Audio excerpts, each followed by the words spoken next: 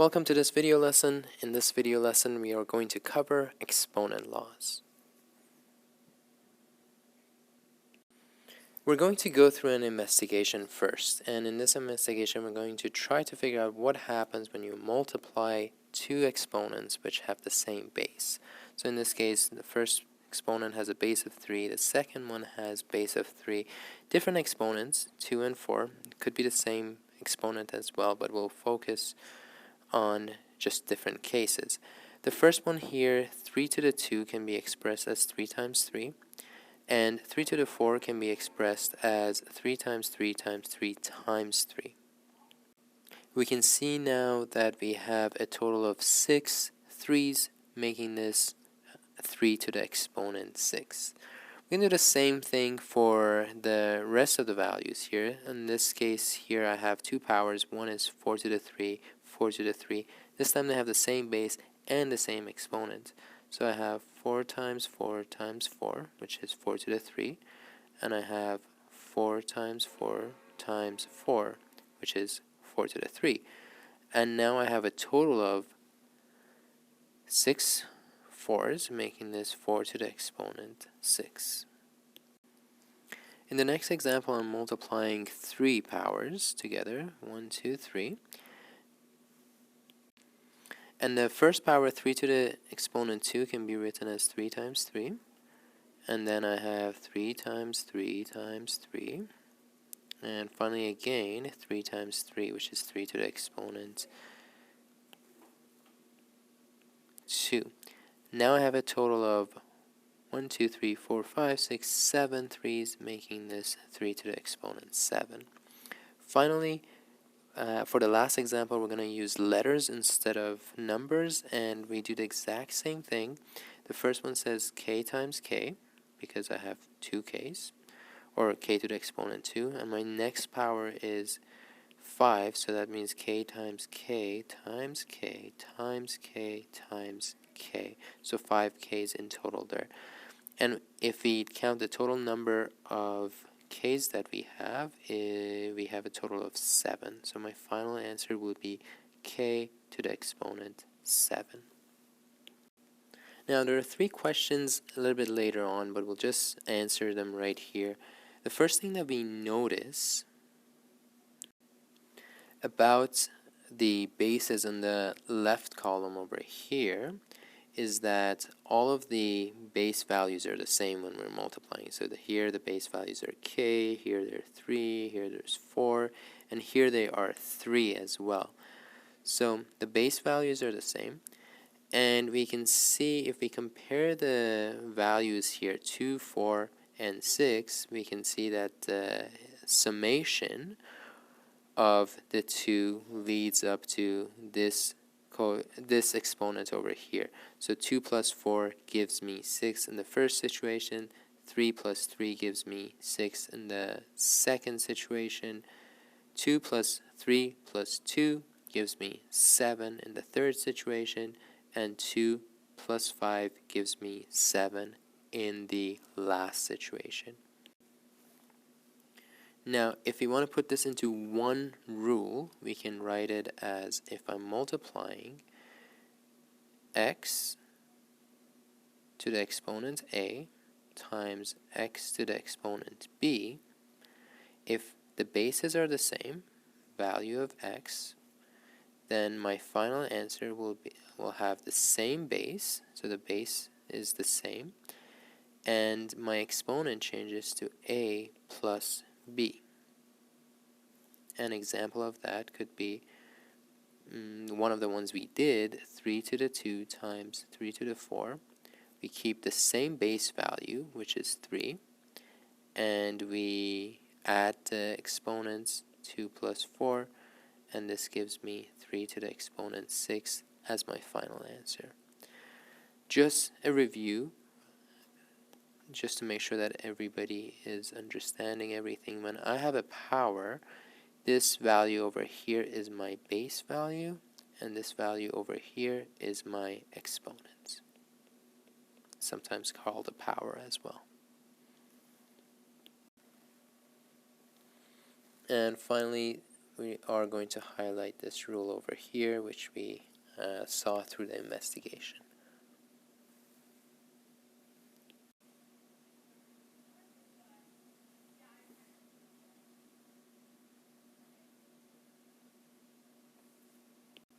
Here we will focus on another example. This time we have an exponent raised to another exponent.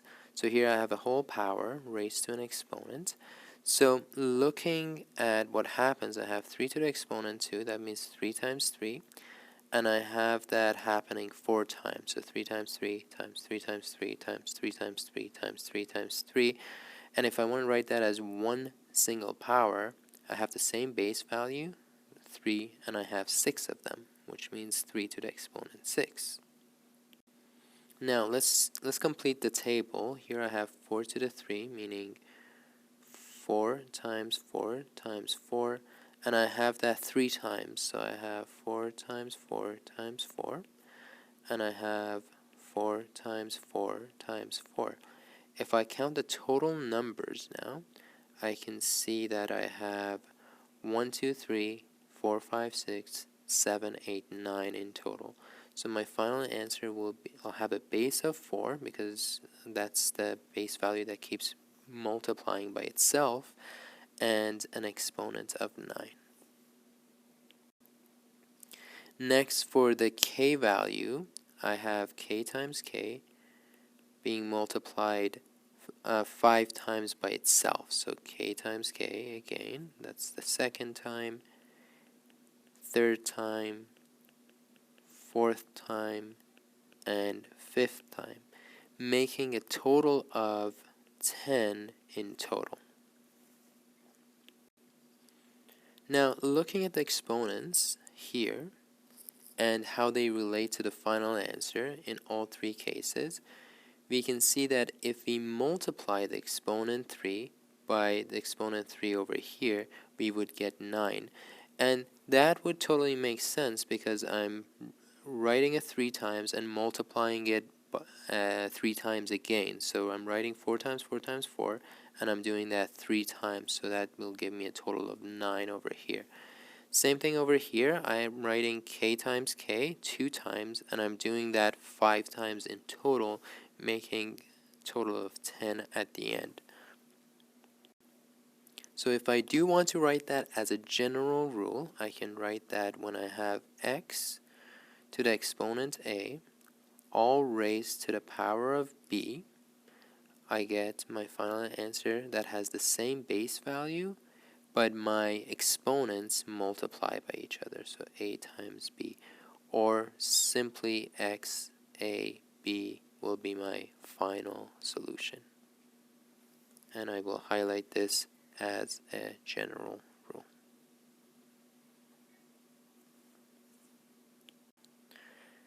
Okay, one more investigation before we talk about all the rules for this particular exponent laws. So in this table we have 5 to the exponent 5 divided by 5 to the exponent 3. That simply means that if I write it as a fraction, I have 5 to the 5, so 5 times 5 times 5 times 5 times 5, divided by 5 to the 3, which goes in my denominator, 5 times 5 times 5. So once I have that, I can see that I can cancel out some of the 5's because they are both in the numerator and the denominator. So for example, 5 divided by 5 gives me 1, 5 divided by 5 gives me 1, and 5 divided by 5 gives me 1. So I can cancel all that, and I am left with 5 to the exponent 2 as my final solution. Now let's complete the rest of the example and see what we get. So in the first one over here, I can write it as 7 over 4 divided by 7 to the 1. And that's just to write it as a fraction instead of writing it as a division. And now I have 7 times 7 times 7 times 7. And on the denominator, I have just 1 7. I can see that I can cancel out one of the 7's from the top and the bottom, or from the numerator and the denominator, leaving me with base of 7 and exponent of 3 because I now have 1, 2, 3 sevens. In the next example, I have 10 to the exponent of 4 divided by 10 to the exponent of 4, which means I get 10 times 10 times 10 times 10 divided by 10 times 10 times 10 times 10. If I cancel everything out, I can see that this one cancels out with this one cancels out with this, and I can cancel out all the 4's from both the numerator and the denominator, and when they cancel each other out, I kind of get a value of 1 over here. And one way to write this is I have 10, but I actually have 0 of them. So I can write it as 10 to the exponent 0 over here, or I can also write that that is equivalent to writing 1. And this would also make sense because any number divided by itself should give me 1. And here I have 10 to the exponent 4, and this could be any number divided by 10 to the exponent 4 again, and any number divided by itself gives me 1, and that's exactly what I'm getting. Finally, in the last situation over here, I have p to the 8 divided by p to the 5. I can write that as p times p times p times p times p times p times p times p. So 8 p's on the numerator and 5 in the denominator. And if I start canceling things out, I can see that I'm left with a total of 3 p's on the numerator. So I canceled out 5 from the denominator and 5 from the numerator. So my final answer is p to the exponent 3. Now I can take out 2 different general rules from this investigation. One comes from this one over here, and that says that if I have any value, let's say x to the exponent 0, it will actually equal to 1. So that comes from this example over here. Once again, I had same number of 10s on the numerator and same number of 10s in the denominator, and when I divided them, I got a value of 1, and I really got exponent of 0, meaning that I'm not really multiplying any 10s together, so that is equivalent to having a value of 1. The second general rule comes from this whole other investigation, in which if I divide a value which has the same base but different exponents, so x over a over x to the b, I get the same exponents. So if you look at all the cases over here, I had the same bases here. The base stays the same. Base is 7, base is 7, base is 10, base is 10, base is p, base is p. But what happens to the exponents is that the exponent here, 5 and 3, if I want to see how they relate to the final one, I can see that the number of 5's in the numerator is subtracted by the numbers of 5's in the denominator because they're canceling out. So 5 minus 3 here gives me 2, 4 minus 1 here gives me 3, 4 minus 4 gives me 0, and 8 minus 5 gives me 3. So I can write my general rule as x a over xb is equal to x a minus b. And these are the 2 general rules that I get from doing this investigation. So we have a set of rules, and these rules are used to simplify expressions, and these are rules that we call exponent laws, and they deal with powers. Here's a set of rules that we will learn in this lesson. The first one comes from one of the investigation. It's called the zero exponent. Let's do that with purple. And it says any number to the exponent of 0 is equal to 1. And we've already talked about this before. And if I had 4 to the exponent, 4 times 4 divided by 4 times 4, I get 4 to the exponent 2 divided by 4 to the exponent 2, which is 4 to the exponent 0. And any number divided by itself is equal to 1, so we can see that any number to the exponent 0 is equal to 1. And here is another example. 7 to the exponent 0 is equal to 1. Another example which may look much more complicated is x, y, z cubed all to the exponent 0. And since this whole thing, the 0 here, is attached to this whole term, then it will equal to 1. The next rule is called the negative exponent rule. And what that says is if you have any number or variable to the exponent -1, what you can do to it is you can bring it from the numerator to the denominator and change the exponents from a negative value to a positive value. Let's do one example just to prove this. If I have 4 to the exponent 2 divided by 4 to the exponent 4, that's same as writing 4 times 4 divided by 4 times 4 times 4 times 4.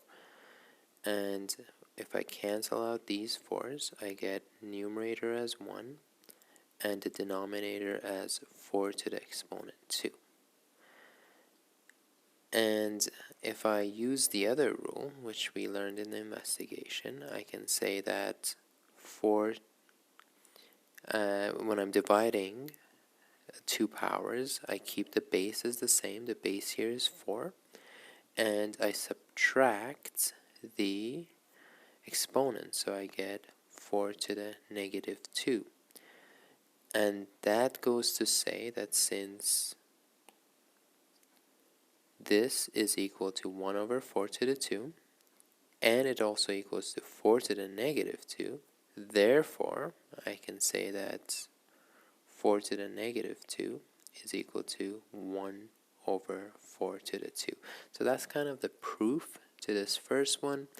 And the other property is if you have 1 divided by a number or a variable or variables to the exponent or to a negative exponent, you can bring this to the numerator, or any term that has the negative exponent attached to it, you can bring it into the numerator and change the exponent to a positive value. So 2 examples of it, which are now kind of hidden after writing everything down here, is one is 4 to the -1 can be changed to 1 over 4, since the -1 changes to a positive 1 over here, and if you have a positive 1 exponent, you can just leave the number as is. And the other example is if you have 1 over 3 to the -5, the -5 can be changed to a positive exponent by bringing this whole denominator, which has the negative exponent attached to it, to the numerator. Now, it is important that you know that this negative exponent rule only applies to variables that have the negative exponents attached to them. So, let's do an example with a different color. I'll just do it with blue so you can kind of separate it and see it. If I had 3 times x to the -2, if I want to change this exponent -2 to a positive exponent, what I have to do, I can think of this as a denominator of 1, and I would have this in here. Now I can see that the -2 exponent is only attached to my x variable here. So the only thing that I can actually move to the denominator is x to the -2. So what I do then is I will bring the x to the denominator and change the negative exponent 2 to a positive exponent. I cannot move the 3 to the denominator because the 3 doesn't have any negative exponent attached to it. In fact, the exponent of 3 there is a positive 1.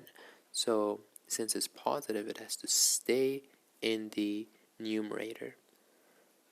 Now the reasons that we sometimes change the exponent from negative to a positive is that sometimes it's just a better form writing your final answer with a positive exponent. So that's why sometimes you're asked in questions to write your final answer in positive exponent.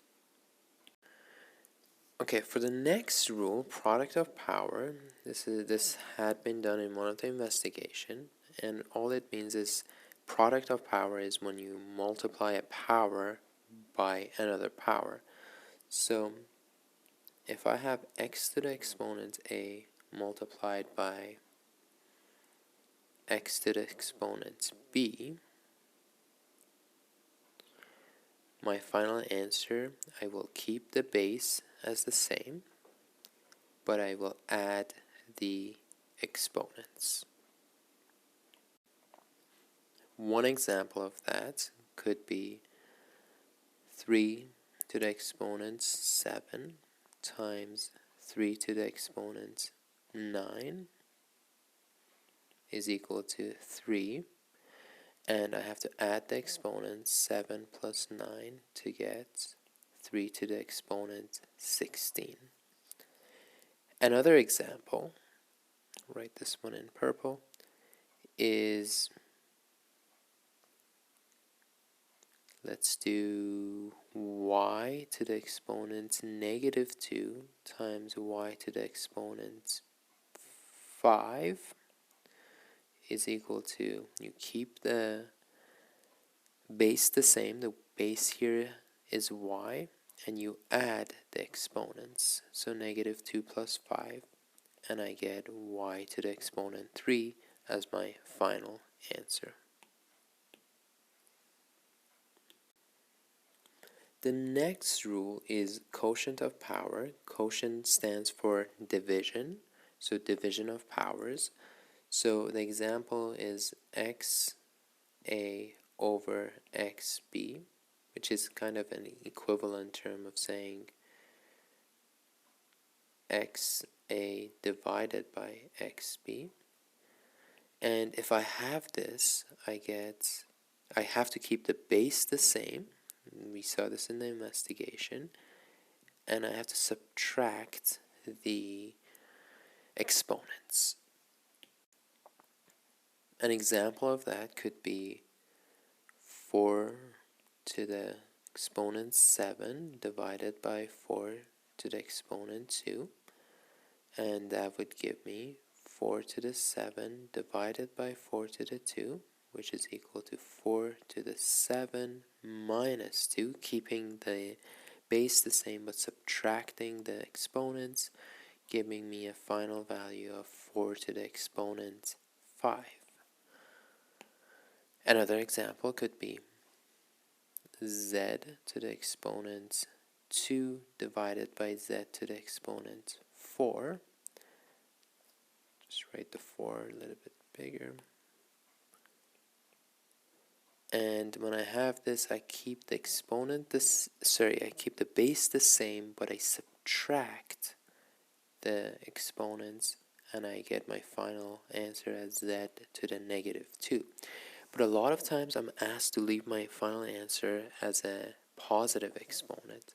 So here I have a negative exponent, so I have to move the z to the negative 2 to the denominator and change the exponent from negative to positive. So this is same as saying z to the negative 2 over 1, and I can change this to 1 over z to the positive 2. The next rule has also been covered in the investigation, and that is power of a power, meaning that I have a power, let's say x to the a, and I raise that to another power, let's say b. And we saw that when I have something like this, my final answer will have the base and the exponents multiply by each other. So now an example of this could be 3 to the exponent 2 all to the power of 9. And what I have to do is I have to keep the base and multiply 2 times 9, which is the exponents, and I get 3 to the exponent 18 as my final answer. Another example could be x to the 3 to the exponent -2, and I have to keep the base and multiply the exponents, and I get x to the -6. And if I want to change that to a positive exponent, I can write it as 1 divided by x to the exponent 6. Now the next rule that we'll talk about we haven't covered in an investigation, but it's the power of product, meaning that if you multiply two different variables or numbers together, x times y to the exponent a, so a power of a product, so I have a product and I'm raising that to a power, the final answer, what you have to do for it is you have to apply the exponent a to both of the variables or numbers in there. So this will become x to the a multiplied by y to the a. So example here could be 2xy to the exponent 3. And the answer to that is the 3 has to apply to the 2. So 2 to the 3 times x to the 3 times y to the 3. And you can see that the exponent here is applied to 2, x, and the y. So now I can simplify this a little bit further because 2 to the exponent 3 is 8, and then x cubed, y cubed cannot be simplified any further. Another example, a little bit more challenging, could be -3 y squared all to the exponent 3. And this time you have to do the same thing. So you have to apply the exponent 3 to -3, exponent 3, and y squared. So to do that now I have to use two rules. First of all is I have to apply the 3 to the y squared. So then I go back to this rule over here because now I have y squared over here raised to the exponent 3. So I have to multiply 2 times 3 to get my final answer there. So it becomes y 2 times 3. And now I have -3 to the exponent 3, which gives me -27. And y to the exponent 2 times 3, which gives me y to the exponent 6. The final rule is very similar to the power of product, but this time we're doing power of a quotient. So if I have x divided by y to the exponent a, that's the same thing as saying x divided by y to the exponent a, just writing it in form of fraction instead of division. And when we have something like this, the a exponent has to apply to both the numerator and the denominator, and pretty much all the variables in there. So I could have, here I will have x to the a divided by y to the a. An example could be 3 over x to the exponent 3.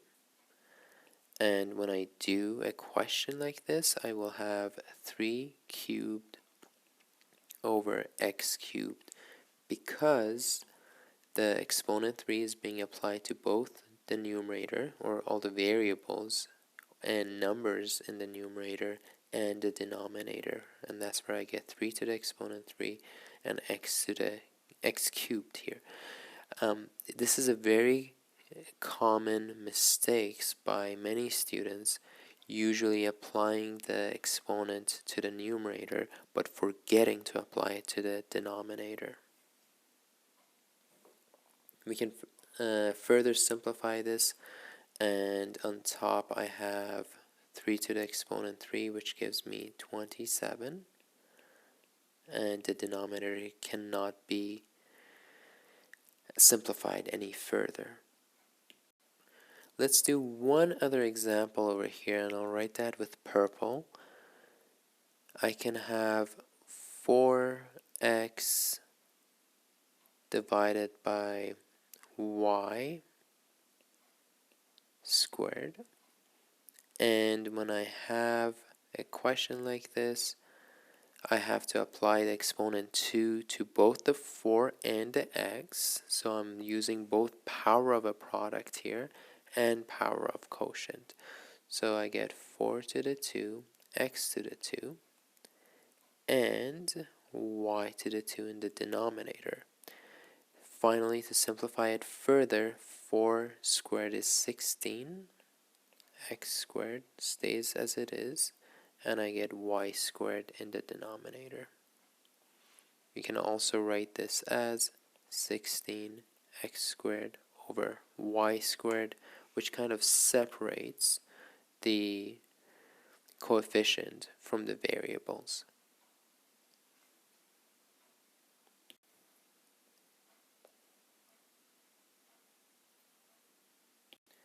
This question tells us to look at the laws of exponent listed in the table above and use those to simplify each expression.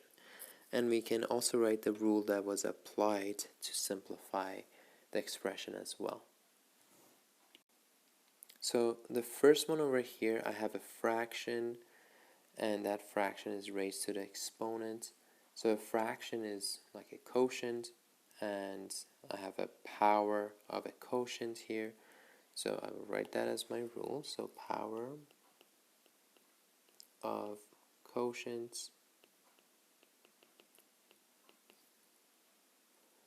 And what happens when I have something like this, I have the exponents applying to both the numerator and the denominator, and I will get 2 to the exponent 3 over p to the exponent 3, and to simplify it further, 2 to the exponent 3 is equal to 8, and I can't do anything else to the denominator, so I will keep it as p cubed. For the next example, I have a power, I have power of a power, so that's my rule, power of power. And what I have to do is I have to keep the base the same and multiply the exponents. So my final answer is x to the exponent 10. Next I have power of a product, because there's a product in the brackets here and that's being raised by an exponent. So I have power of product, and in this case the exponent applies to all the variables inside, giving me an answer of x to the 4, y to the 4, and these are being multiplied and I cannot simplify them any further. I have the same situation over here. I'm using the exact same rule, so I have power of product, and my final answer, I have to apply the 8 or exponent 8 to both the a and the b value. For the next case over here, I have power of a quotient, so I will write that down.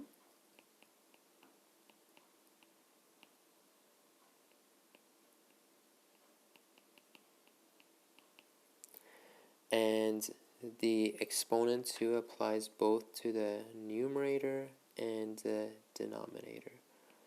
And to simplify this further, I can get t squared over 9 because 3 squared is equal to 9. For the next case over here, I have power of a power.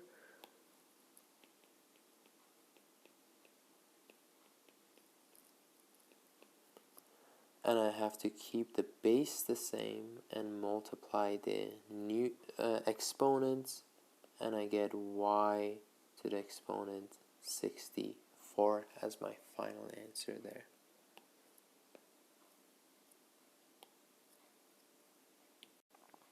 I have another case of power of power.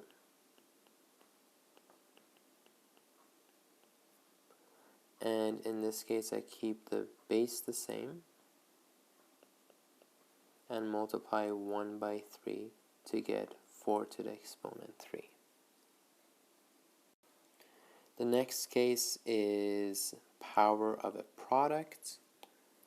So let's write that down, power of product. And I have to apply the exponent 6 to both my y variable and my z variable.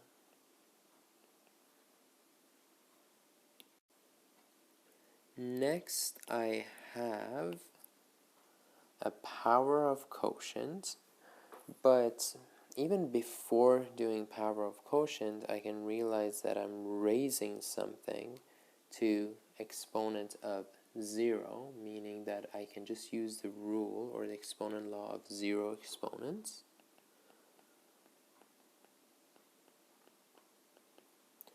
And I would get anything raised to the exponent of 0 is equal to 1.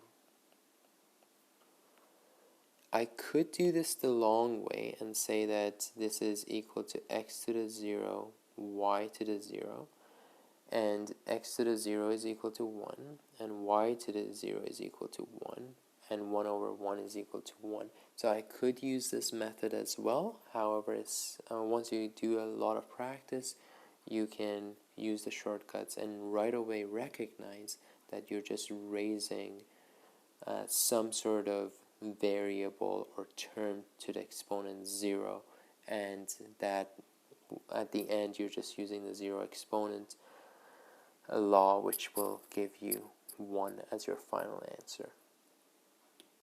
Finally, for the last case over here, you have power of a product. So let's write that down, power of product. So you have to raise the 3 to the exponent 3 and the m to the exponent 3. And to further simplify this, 3 to the exponent 3 is 27, and you have m cubed, which can no longer be simplified. Let's do some examples here. So this example says, simplify the following exponents and write your final answer with a positive exponent. So first of all, we have to read the question very carefully.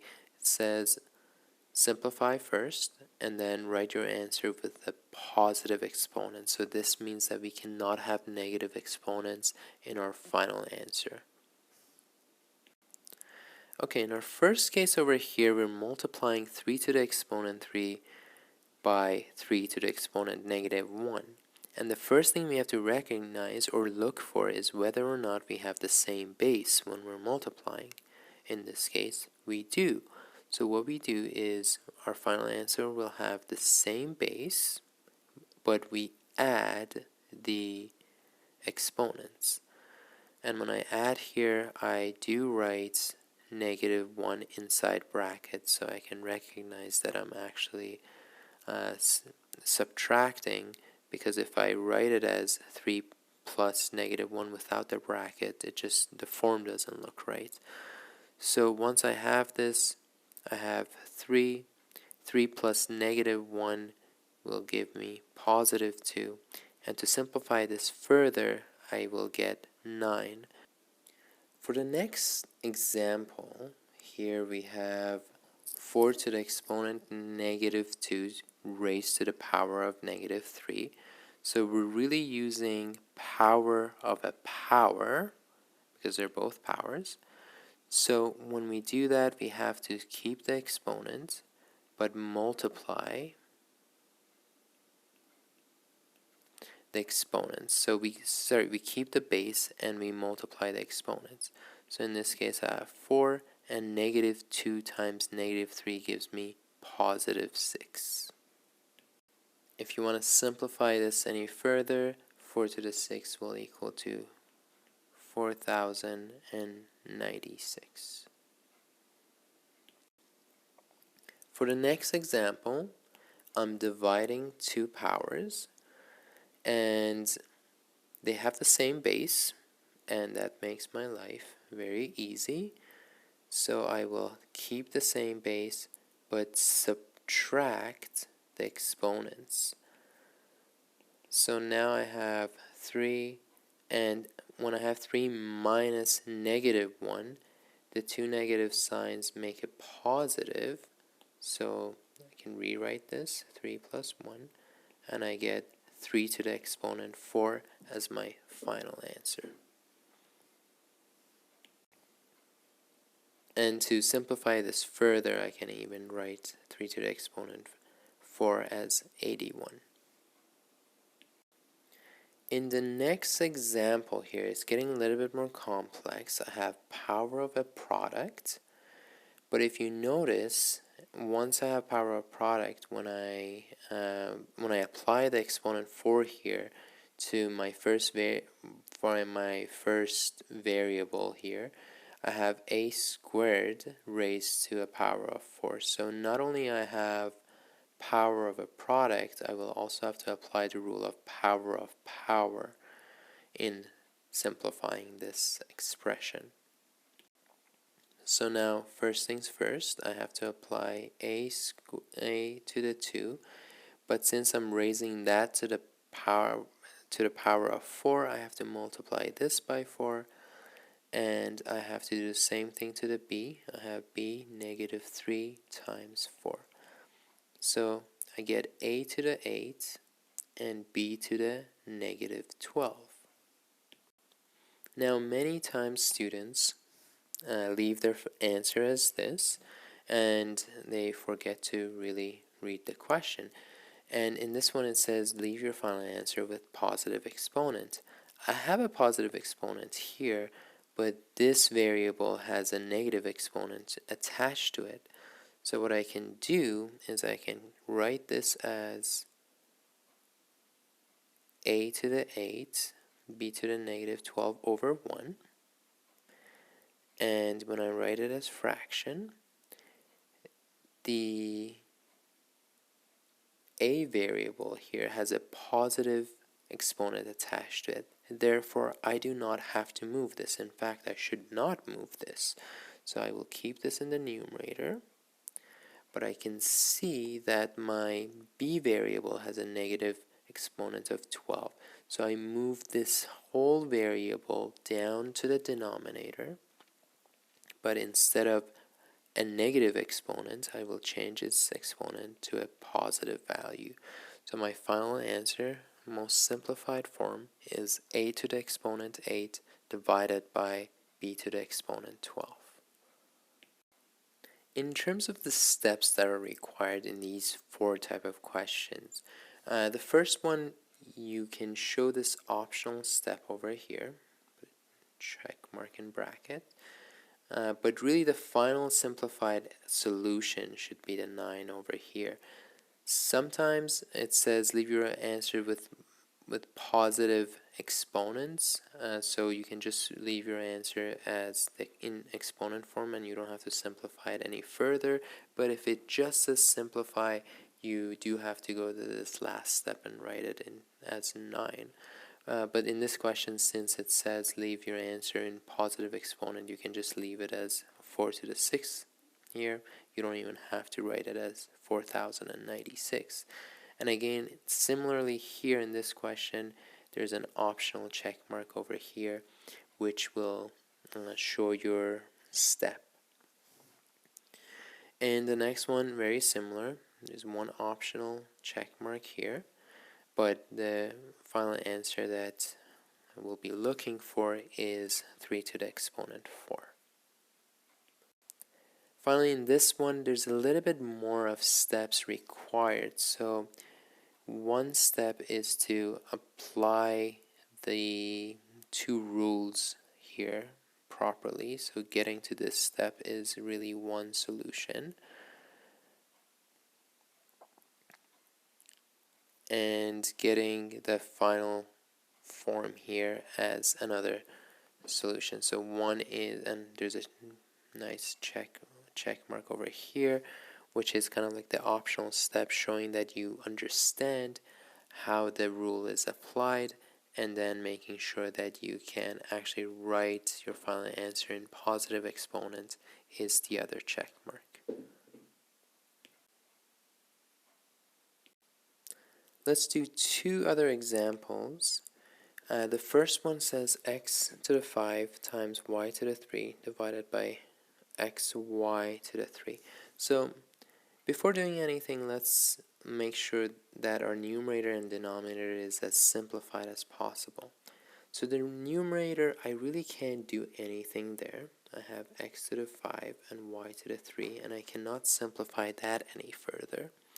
But the denominator, I can see that I have power of a product, so I have to apply the exponent 3 to both the x and the y. So I get x cubed, y cubed in the denominator. Now, here I have y to the 3 and y to the 3, so you can recognize that I'm dividing the same number or same variable y cubed by y cubed, so they can cancel out. But we'll solve it using another way. It's just using exponent laws, and we will get the same answer. So what I will do next is I will say that I'm dividing x to the 5 by x to the 3. They have the same base, x, but different exponents. So I will do x 5 minus 3, because it's division, and when you're dividing, you keep the same base, but you subtract the exponents. And same thing with y's. I have the same base, but I have to subtract my exponents. So then to simplify this further, I get x to the 2, y to the 0, and using the 0 exponent law, I know that y to the 0 is just equal to 1. And that just means my final answer is x squared. And I cannot simplify this any further. This is more of a 3-step solution, so the steps that we look for really, one is being able to simplify the numerator and the denominator. One is to be able to subtract and get x squared y to the 0. So kind of showing one of these two.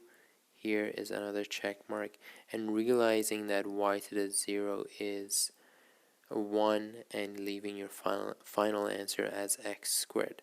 Now this one over here could be an optional step. In some cases it's better to show it, especially if you have, let's say, y to the exponent -3, and then you have to change that to a positive exponent. There will be another step to show, but sometimes you can skip that step and go right from this point to this point, or even if you can do everything in your head, you can do this in 2 steps rather than a 3-step.